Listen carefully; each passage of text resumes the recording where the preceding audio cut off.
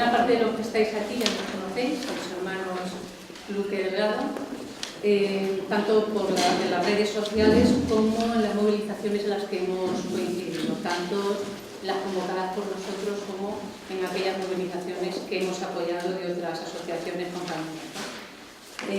Quiero comenzar presentando a mis hermanos, los que hoy han podido venir aquí, miembros todos de la Junta Directiva de nuestra asociación familiar. Todos los niños robados son también mis niños.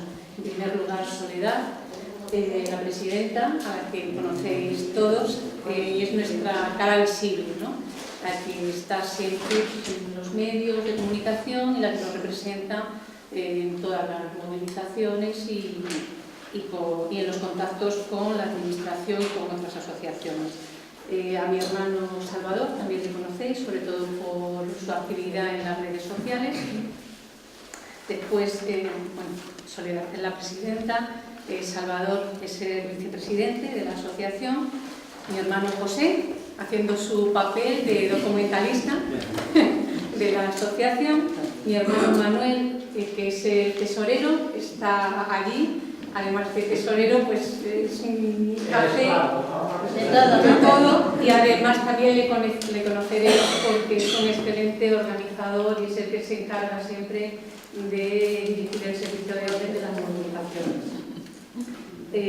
Dos de nuestros hermanos no han podido venir, que es dos vocales, Julián y Juan. En su lugar está una de nuestras sobrinas, hija de Julián, que también la conocéis de otras movilizaciones.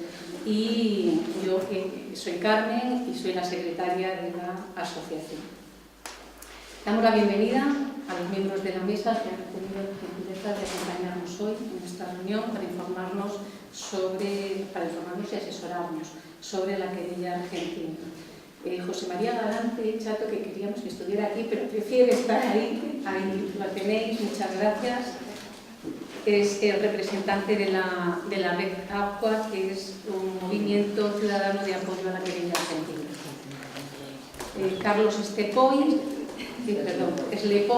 a mi izquierda, y Ana Mesuti a mi derecha, que es un lujo tenerlos aquí con nosotros, son los abogados que llevan la querella argentina en nuestro país.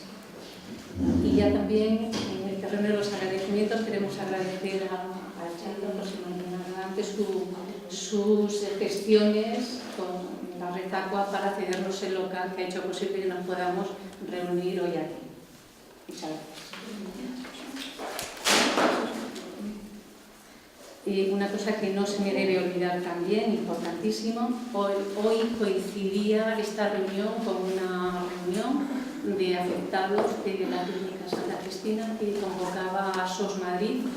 Le pedimos a SOS Madrid que por favor aplazara si le era posible la reunión, ya que a nosotros nos era muy complicado por las fechas y el local, y la verdad es que han sido amabilísimos y muy solidarios, y se lo queremos agradecer desde aquí. Ya se lo hemos agradecido en las redes sociales, en nuestros grupos, y aprovechando que tenemos aquí también a la presidenta de SOS Madrid, muchas gracias, y queremos que se lo comuniques y se lo transmitas a la Junta Directiva, que estamos muy agradecidos por esta actitud tan solidaria, ¿no? Bien, entonces comenzamos la reunión. Mi papel aquí va a ser una introducción un poco breve para que después de bastante tiempo a la exposición de Sole y a la exposición de Carlos y de Ana. Antes de comenzar a contaros un poco los objetivos de nuestra asociación, quería explicaros de una manera muy breve la razón que nos llevó a crear nuestra asociación familiar. Nosotros comenzamos a buscar a nuestro hermano en octubre, noviembre de 2010, y durante todo el año 2011 empezamos a implicarnos ya más de lleno en las redes sociales, sobre todo en Facebook, que es donde lo veis fundamentalmente los afectados. En ese momento, ahora las cosas han cambiado y ya Sole nos contará, en ese momento nos dimos cuenta de que había una falta grande de unidad entre las asociaciones de afectados, y que ligado a ello, lógicamente, había una falta, echábamos en falta una visibilización de nuestro problema, de nuestra causa en la sociedad. O sea, estábamos muy metidos en las redes sociales, pero no hacíamos prácticamente nada de gobierno. Y siempre habíamos tenido claro que la única manera de conseguir algo, tanto del gobierno, de las administraciones, de la judicatura, era saliendo a la calle, visibilizando nuestro problema.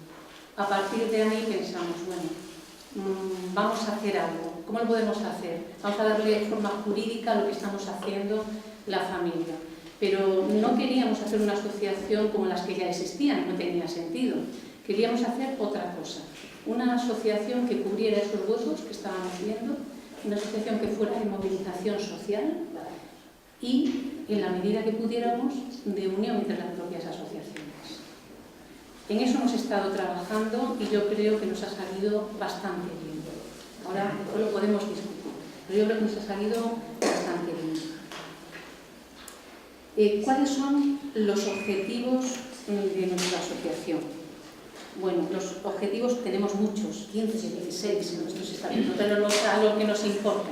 Los objetivos fundamentales son, en primer lugar, la búsqueda de nuestro hermano y, en segundo lugar, pero poniéndolo más o menos al mismo nivel, la colaboración en las búsquedas de los familiares de todos los afectados. En las vías que os planteaba antes, en las vías de la movilización social, de ayuda a la búsqueda. No somos una asociación que lleve casos concretos, no tenemos abogados a los que podáis acudir para que lleven vuestros temas. No, nuestra asociación es otra cosa diferente. Nuestra asociación es coordinación de los afectados, coordinación de las asociaciones y movilización social, visibilidad. Manifestaciones, concentraciones, manifiestos, un poco lo que ya sabéis porque nos habéis visto funcionar. Estos últimos meses tal vez hayáis notado que hemos aparecido menos en las redes, pero es que estábamos muy centrados en la coordinadora de asociaciones, en esa unidad que os decía antes, que os comunicaba antes, de las diferentes asociaciones de todo el Estado de víctimas. Y en eso ya también ahondará después Soledad. Esos son nuestros objetivos y las formas de llevar a cabo esos objetivos de búsquedas, todo esto que os comentaba. ¿Qué acciones concretas hemos hecho? Antes de constituirnos como asociación, antes siquiera de pensar en crearnos o dotarnos de una figura jurídica, iniciamos la campaña de sensibilización social, que llevaba como eslogan algo que al final estamos muy orgullosos porque se ha asumido por todos los afectados, ¿no? Que es lo que al final ha quedado como nombre de nuestra propia asociación. Todos los niños robados son también mis niños. Dentro de esa campaña de sensibilización social hemos convocado, hemos participado en concentraciones, manifestaciones. Podemos mencionar la del 9 de noviembre de 2011, pidiendo la investigación exhaustiva de todas las denuncias presentadas. El 17 de diciembre hicimos una manifestación donde tuvimos el apoyo de muchísimos afectados. Hasta ahora la manifestación más numerosa y tenemos que intentar seguir moviéndonos para lograr llevar todavía más personas, más afectados, pero también más ciudadanos solidarios con nuestra causa. En esta manifestación exigíamos la entrega inmediata de los historiales médicos. Aquí tuvimos el apoyo de los afectados, pero además por primera vez empezamos a pedir apoyos de partidos políticos y apoyos de asociaciones, fundamentalmente de mujeres. Y la cosa, la verdad es que salió muy bien. Tuvimos presencia de parlamentarios y de juntas directivas de asociaciones. Y además, sobre todo, estamos muy orgullosos de la campaña de recogida de firmas que empezamos, yo creo que a finales de julio, primeros de agosto del año pasado, que contamos para esa recogida de firmas con el apoyo de 3 asociaciones en aquel momento, Sobre Robando Madrid, Averoa y Andaluz. Con esta campaña conseguimos en pocos meses 89.666 firmas, que consideramos que eran muchísimas para la primera acción global y estatal que hicimos. y que entregamos al Fiscal General del Estado el 27 de enero de 2012, coincidiendo con el aniversario de las primeras denuncias en la Fiscalía. Además de todas estas acciones, ¿qué hacemos en el diario? Bueno, pues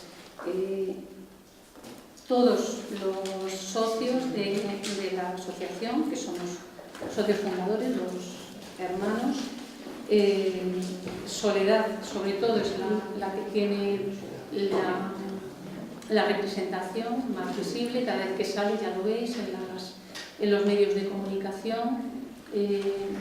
El papel que tiene no es solo de la búsqueda ante nuestro familiar, en algunos casos ni siquiera se habla de ello, sino de búsqueda y de planteamiento de la situación como la tenemos en estos momentos, y sobre todo en la idea de la concienciación, de ir cada vez más allá, que cada vez más ciudadanos entiendan que esto es de verdad, que el tema es tan brutal que mucha gente todavía no acaba de creérselo, pues que es de verdad, que nos ha pasado y que les podía haber pasado a ellos.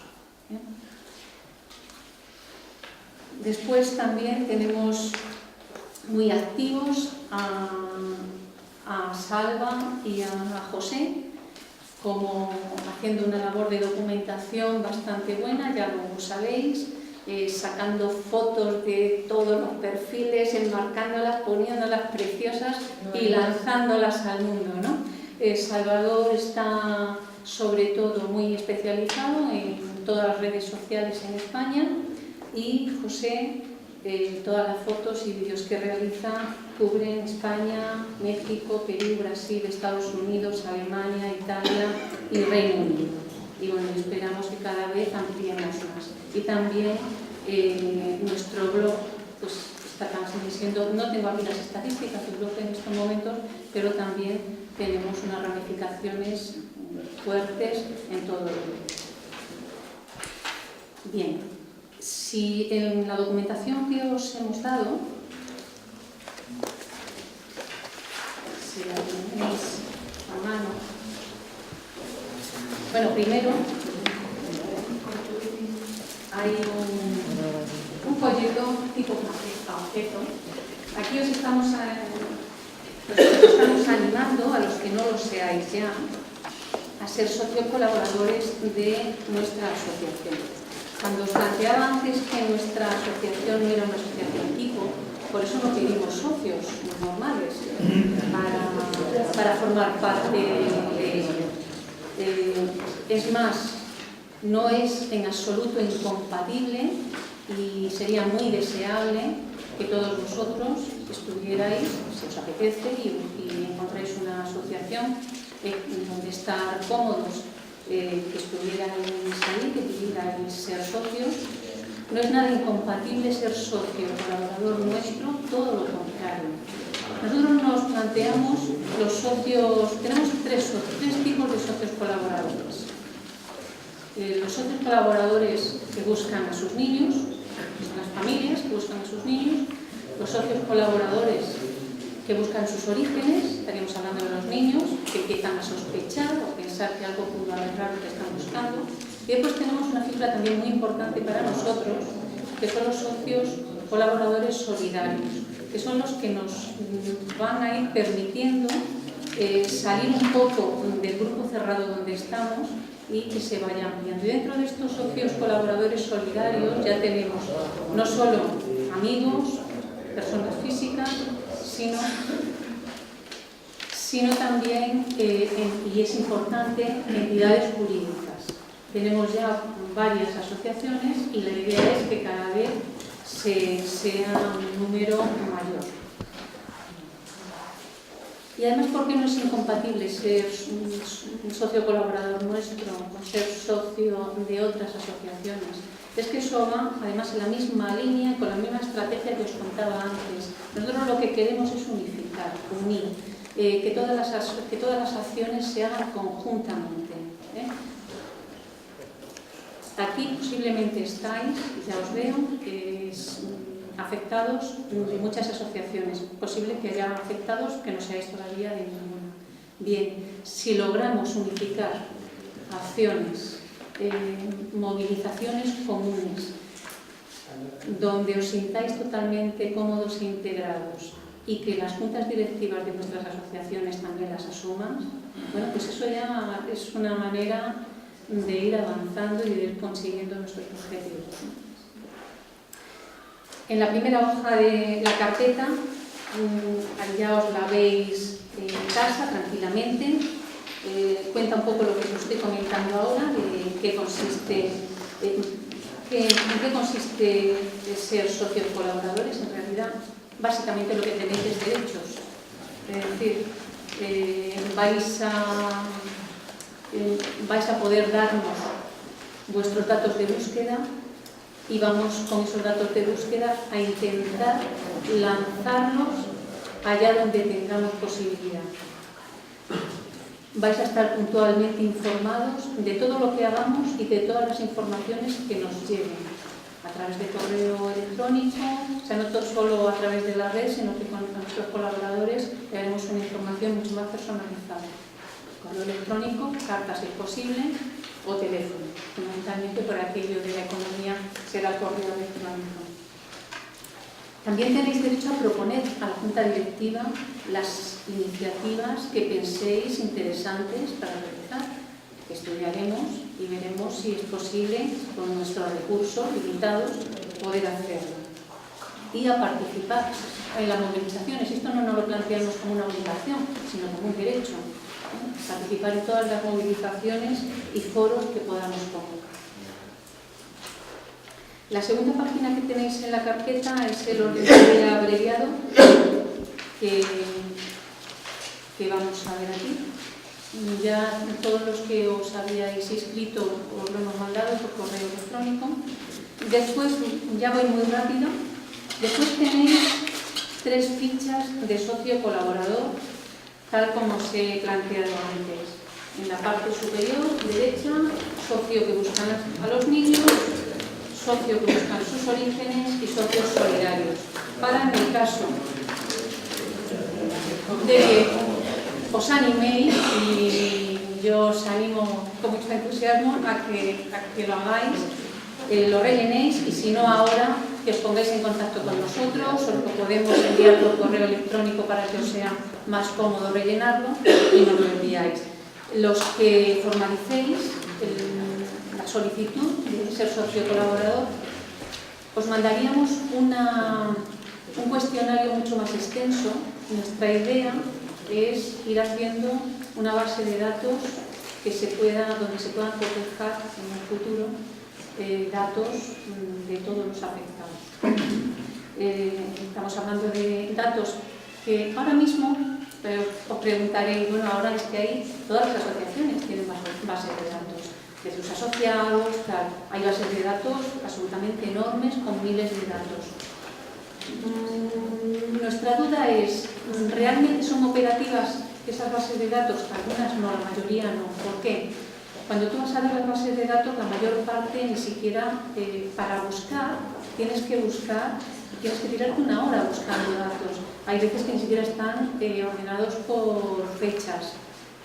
Lo que queremos hacer es algo un poco más sistemático, bases de datos donde figuren desde los datos más básicos de la fecha de nacimiento, fallecimiento, el hospital, bueno, pues a partir de ahí, médicos que pudieran estar implicados, personal de los registros, si figura en los cementerios como enterrado, en fin, son una base de datos que ya tenemos hechas y que vamos a ir completando también con vuestra ayuda, pero cuando las mandemos, si veis que falta algo, inmediatamente lo vamos a incorporar. Y de lo que se trata es de que esas bases de datos sean de uso colectivo, bases de datos donde todo el mundo pueda mirar y ver si puede corresponderse con el caso concreto que busca. Una cosa importante, no solo de cara a la protección de datos, veréis en cada una de las fichas, y ahí, aunque esto es letra pequeña, le he querido poner como letra grande, para que veáis cómo vamos a tratar nosotros los datos, con absoluta confidencialidad. Cuando yo hablo después de publicitar los datos, publicitaríamos exclusivamente los datos públicos. el nombre del afectado, a qué familiar busca, la fecha de nacimiento, posible fallecimiento y el hospital. El resto de los datos, que pueden ser datos médicos, que consideréis de interés, etcétera, eso permanecerá en la base de datos de nuestra asociación y no se publicará nunca. Y cuando algún afectado nos diga tenemos una coincidencia, chequearemos si realmente la coincidencia coincide con el resto de los datos que vamos a considerar absolutamente confidenciales y privados. ¿Vale? Después tenéis que, si os parece bien, podéis trabajar con ello el orden del día, pero un poquito más extenso, con un recuadrito por si queréis apuntar alguna duda o alguna pregunta. Todas las cosas que estoy diciendo yo ahora, si os surge alguna duda respecto a lo que estoy diciendo, os lo apuntáis y después en el turno de palabra lo comentáis, ¿vale? Pues iremos dando turno y pasará lo mismo con Soledad. Una vez que Soledad termine, se dará un turno de palabra corto para que nos podáis plantear vuestras dudas y después ya les damos la palabra a Ana y a Carlos. ¿Se ha tocado el intervención? Sí, vamos a... Si no apuntarás algo, ¿no? Vale. Muy bien. Después, no sé si ya te dejo aquí. Sí, podemos ir... Muy bien, pues ya le doy la palabra a Sole. Bueno, buenas tardes a todos y a todas. Nos conocemos, creo que prácticamente todo el mundo aquí. Bueno, algunos son nuevos. No puedo decir estamos encantados de que haya nuevas personas, porque desde luego no es indicio de una situación feliz, porque si estáis aquí es porque, bueno, tenéis sospecha o más o menos certeza de que vuestro niño fue robado. Pero en cualquier caso estamos aquí, esta es la situación y desde luego yo os doy la bienvenida y espero que la información que os demos pues, os sirva de algo. La información que os vamos a dar principalmente es la que nosotros, sobre todo con la documentación que ahora veremos, es la que nosotros hemos conseguido, ¿de acuerdo? No quiere decir que sea absolutamente exhaustiva, no quiere decir que se termine aquí, seguramente se podrá conseguir mucha más información, pero todo lo que nosotros tenemos venimos aquí a compartirlo.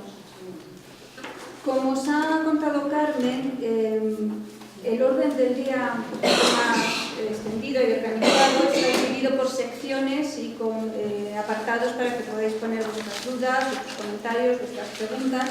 Y el primer apartado del que yo voy a hablar es el apartado de la documentación que nosotros hemos conseguido. Cuando nosotros empezamos a buscar a nuestro hermano, pues la verdad es que no sabíamos muy bien por dónde comenzar. Y bueno, lo que hicimos fue acudir a los diferentes sitios que nos pudieran aportar la documentación. Empezamos con el cementerio de Nuestra Señora de la Almudena, de Madrid, y lo veis en la relación de documentos, y si os fijáis, están enumerados coincidiendo con el epígrafe que tiene cada documento que está a continuación. Es decir, el documento 1 es el documento que se refiere al cementerio de Nuestra Señora de la Almudena de Madrid. Esto es una plantilla por si vosotros queréis utilizarla para pedir esta documentación, ¿de acuerdo? Puede ser esta, puede ser cualquier otra, pero bueno, esta es la que hemos organizado nosotros y es la que nos sirvió para que nos dieran a nosotros información.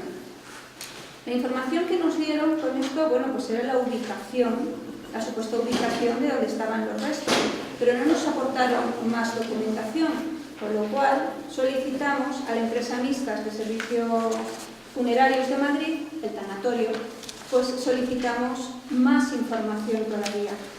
Esto que traemos aquí es la carta que nosotros mandamos después de recibir la contestación del tanatorio y de la contestación del cementerio de la Almudena, que era la ubicación. Aquí solicitamos más datos. Además de la ubicación, queríamos saber la persona que solicitó el entierro, porque nuestros padres no solicitaron ningún entierro, ¿de acuerdo? Porque el hospital se encargó de todo. Entonces, ¿quién solicitó? ¿Qué persona física? ¿Cuál era su nombre, su apellido? Bueno, no lo sabemos. qué causas alegaron para el fallecimiento, para ver si coincidían con el certificado de fallecimiento, qué médico firmó la defunción, porque como muchos sabréis, si tenéis ya documentación, el nombre del médico, lo extraño es que aparezca. O sea, no aparece el nombre del médico, no aparece el número de colegiado. La compañía que se hizo cargo del entierro, esto era muy importante, porque nosotros en aquel momento teníamos un seguro médico, ¿de acuerdo? Entonces, si el hospital se encargaba del entierro, se encargaba de todo, ¿quién realmente? ¿Qué nombre, qué compañía, qué entidad fue la que organizó todo eso? Por supuesto nos contestaron diciendo que no tenían ningún dato, ¿de acuerdo? Entonces, pero bueno, en cualquier caso, claro, pero hay algo muy importante. Que lo pidamos para que nos respondan. Exactamente, pero eso es muy importante porque eso también es una prueba de que no hay documentación, ¿de acuerdo? O sea, claro. Tan importante es tener la documentación, importantísimo, como tener una carta donde nos digan que no hay documentación, ¿de acuerdo?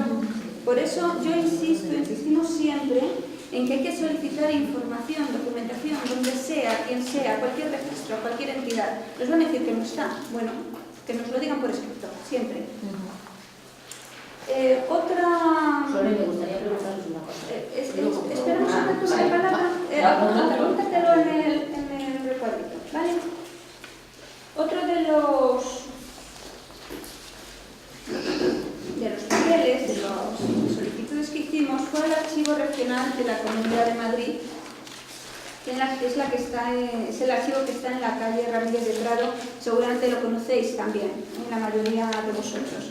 En este archivo se supone que están todas las historias clínicas que ya no están en los hospitales. Es decir, si las historias clínicas están en los hospitales, pues están ahí. Pero en nuestro caso, que era la maternidad de O'Donnell, una maternidad que ya no existe, la maternidad provincial, la maternidad que ahora, o bueno, supuestamente donde están, donde deberían estar las historias clínicas, es en el Hospital Gregorio Marañón, ¿de acuerdo? Pero bueno, en el Gregorio Marañón, ya veremos, también tenemos un documento donde solicitamos la historia y nos dijeron que allí solamente tienen historias desde el año 68. Con lo cual, bueno, eso nos lo dijeron por teléfono, nos fuimos al archivo regional de la Comunidad de Madrid y allí lo que nos dieron fue el libro de entradas y salidas de acogidas, el libro de nacimientos y el libro de fallecimientos. ¿Esto qué es? ¿Esto es historia clínica? No, esto no es una historia clínica. Estos son datos, son asientos administrativos. Es decir, cuándo entra la señora, cuándo sale, cuántos niños tiene, si en el libro de fallecimientos si ha fallecido un niño, en el libro de nacimientos cuántos han nacido, pero no hay información médica. Con lo cual seguíamos estando sin información de cómo habíamos nacido, con cuánto peso. Realmente, vosotros sabéis, conocéis nuestro caso, nuestro hermano pasó 25 días en la incubadora. Era muy importante saber, por ejemplo, con qué peso había nacido, para saber si ese traslado a la incubadora, bueno, era razonable, estaba de alguna manera justificado. Bueno, eso no lo teníamos. Solicitamos más información, pero esto fue lo único que nos dieron. Más adelante tuvimos información sobre la existencia de un libro de partos donde sí podía haber este tipo de información médica. Fuimos a solicitarlo y allí mismo la señorita que nos atendió, la funcionaria, me dijo que efectivamente ese libro de partos del año 65-66 existía. Es el libro del doctor Gordo, así se llama, por si os suena. Y allí mismo me enseñó las fichas de ese libro y me comentó que precisamente la época donde yo buscaba no existía.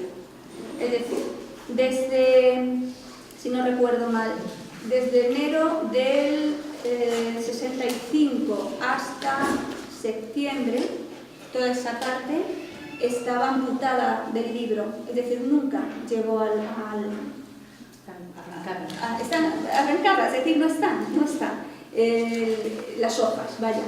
No, vamos a ver, está mi caso del año de enero del 65, pero hay 8 meses más, ¿de acuerdo? Que no aparecen. ¿Por qué? Bueno, pues no se sabe. Vosotros ya sabéis que en otras clínicas o en otros archivos las excusas que ponían es que había habido incendios, inundaciones, En fin, cada uno, la imaginación que tenían para dar estas excusas era tremenda, ¿no? Y entonces, bueno, aquí no nos dieron ninguna excusa, no nos dieron ninguna explicación, simplemente que al archivo no había llegado esa parte del libro. Por tanto, tampoco teníamos esa información. Parte de incubadora también la exigimos y tampoco existe el parte de incubadora, ¿de acuerdo? Entonces, bueno, pues repito lo mismo. Aún así, nos fuimos al archivo de la Administración Pública de la Comunidad Autónoma de Madrid, que está en Alcalá de Henares, porque tuvimos noticia de que allí podría existir alguna historia clínica. También escribimos, lo tenéis en el documento 4, el archivo de Alcalá de Henares. Aquí os contamos la plantilla que nosotros hicimos y los documentos que adjuntamos. Bien, nos contestaron que allí no existían historias clínicas. Es decir, o estaban en el hospital o estaban en el archivo regional. Si en el hospital no están, pues porque no existe el hospital. En el archivo regional no está, porque no está, pues entonces esas historias clínicas estamos totalmente seguros de que existen, de que están físicamente en algún sitio, pero no las encontramos. Con todo eso, nos fuimos, vamos a dar un salto y nos vamos a ir al documento 6 para terminar esta parte del historial clínico, y luego volvemos al documento 5.1. El documento 6 es una carta que mandamos al Hospital General Universitario Gregorio Marañón, donde supuestamente estarían las historias que habían sido trasladadas de la maternidad de Lorenzo. Bueno, y allí también, por teléfono ya me lo dijeron, pero lo exigimos por escrito y nos dijeron en una carta que todas las historias anteriores al 68 no están, es decir, solamente están informatizadas las posteriores al 1 de julio de 1968, que es cuando empieza la gestión del Hospital Gregorio Marañón. Bien, a todo esto, obviamente seguimos investigando, hablamos con determinadas personas, funcionarios, que nos van diciendo, no de manera oficial, pero sí nos van dando información de que las historias clínicas están todas en los sótanos del Hospital Gregorio Marañón, sin archivar, sin informatizar. Con esa información, y de hecho esa información me la da una funcionaria del archivo, ¿vale? O sea, que sabe de qué está hablando. Pues mandamos una carta a la Fiscalía y la adjuntamos a la denuncia que nosotros hicimos. Adjuntamos la información que nos había dado la funcionaria sin mencionar su nombre porque no era una información oficial. Y bueno, todavía estamos a la espera de que la Fiscalía se digne por lo menos a contestarnos que ha recibido la carta solicitando una inspección en los sótanos, no solo en los sótanos, una inspección en todas las instalaciones del Hospital Gregorio Marañón. Nunca se ha hecho una inspección y nunca nos contestaron, jamás. Pero bueno, la carta está enviada. Bien, volvemos al documento 5.1. El documento 5.1 y 5.2 son modelos de solicitud de certificado de nacimiento y de defunción al registro civil. Esto es una documentación, es una plantilla que podéis utilizar, pero también se puede hacer a través de internet. O sea, no tiene mayores problemas. Se descarga, se rellena y se envía, no hay problema, así conocéis los datos. Lo que sí es necesario es para solicitar el legajo de nacimiento o de fallecimiento o legajo de aborto, que ahora os explico la diferencia. Para solicitar los legajos, en los legajos sí se da más información que en el certificado de fallecimiento o de nacimiento. Nosotros en el legajo de nacimiento tenemos por lo menos el nombre del médico que nos atendió, que atendió a mi madre en el parto. No pone mucha información clínica, pero por lo menos está su nombre. Y en el de fallecimiento pone un dato interesante porque se contradice con la versión que el médico le dio a mi padre y a mi hermano mayor cuando les informaron de la noticia de la muerte, ¿no? de mi hermano. Entonces, bueno, ahí hay información que puedes contrastar, se puede contrastar, por lo menos hay más datos.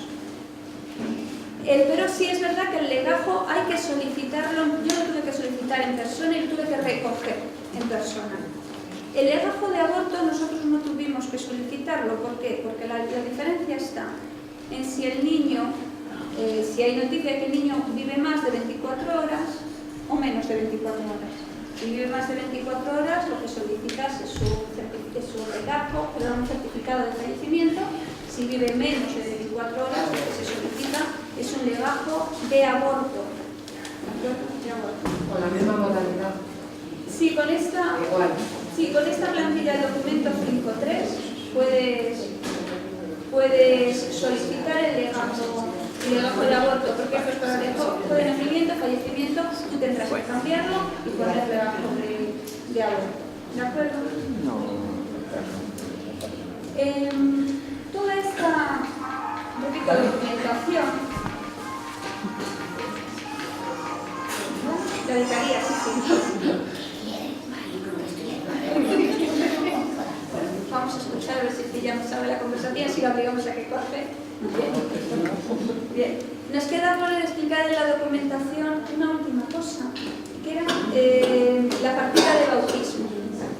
Si nuestro hermano tenía 25 días cuando supuestamente falleció, fue enterrado cuando realmente el médico lo que nos dice, cuando van mis padres y mi hermano por el cadáver, le dicen que bueno, que al niño no le pueden ver, que está en el depósito, que vayan al día siguiente a por el cuerpecito, les dicen nosotros tenemos un seguro, lo queremos enterrar nosotros, bueno, pues vengan ustedes al día siguiente. Cuando mis padres y mi hermano van al día siguiente, el cuerpo del niño no aparece por ningún lado porque lo han incinerado. Supuestamente el médico dice que el niño ha sido incinerado. Vale, queremos las cenizas, porque por lo menos las cenizas las queremos enterrar. Las cenizas no existen. Es decir, mis padres y mi hermano nunca vieron el cuerpo de mi hermano, nunca. Pero claro, se nos planteaba una duda importante cuando encontramos en el certificado de fallecimiento que había sido enterrado en el cementerio de la Almudena. Ahí hay una contradicción enorme con la información que dieron los médicos. A ver, vamos a ver, ¿cómo va a ser enterrado en el cementerio de la Almudena si no existe físicamente el cuerpo, si ni siquiera existen las cenizas y a mis padres ni siquiera le pueden dar una ubicación, ni siquiera le dicen dónde pueden llevar unas flores? Por favor, ¿por qué en el certificado de fallecimiento aparece aparece un dato de que está enterrado en el cementerio de la Almudena? Bien, pensando, nosotros dijimos, bueno, vale, oficialmente está enterrado en el cementerio de la Almudena. El cementerio de la Almudena es un cementerio católico, oficialmente tiene que haber una partida de bautismo, porque si no, no puede estar enterrado en el cementerio de la Almudena. ¿De acuerdo? Ningún cementerio católico. Estamos hablando del año 65, ¿vale? Bueno, pues nos fuimos a la parroquia de Vicente Ferrer, que es la que corresponde a la maternidad de Donner. Allí nos dijeron que no tenían ningún certificado de bautismo, ni una partida de bautismo, pero que eso no significaba nada porque a partir de determinado año, no recuerdo exactamente cuándo, ya todas las partidas de bautismo eran trasladadas al arzobispado. Bueno, pues nosotros nos fuimos al arzobispado de Madrid directamente y allí in situ y uno de mis hermanos solicitó la partida de bautismo. Por supuesto se la negaron.